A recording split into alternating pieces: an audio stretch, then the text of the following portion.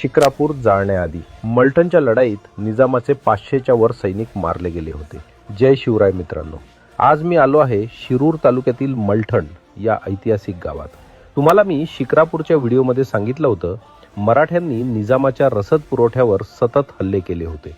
असाच एक जबरदस्त हल्ला मलठण येथे घोड नदीकाठी करण्यात आला होता। महाराष्ट्र शासनाच्या गॅझेटियरनुसार 27 नोव्हेंबर 1751 रोजी मलठणजवळ रक्तरंजित लढाईत मराठ्यांनी निजामाचे 500च्या वर सैनिक कापले।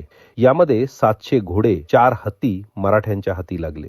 स्वतः नानासाहेब पेशव्यांच्या नेतृत्वाखाली पुरंदरे, शिंदे आणि इतर सरदारांसोबत मलठणचे जहागीरदार पवारही या लढाईत सहभागी होते।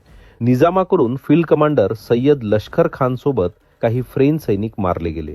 यामध्ये निजामाचा मोठा पराभव झाला। याचाच परिणाम पुढे शिक्रापूर आणि तळेगाव जाळण्यात झाला।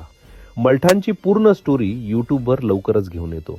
तुमच्या गावचा इतिहास पाहायचा आहे का? गावाचं नाव कमेंट करा।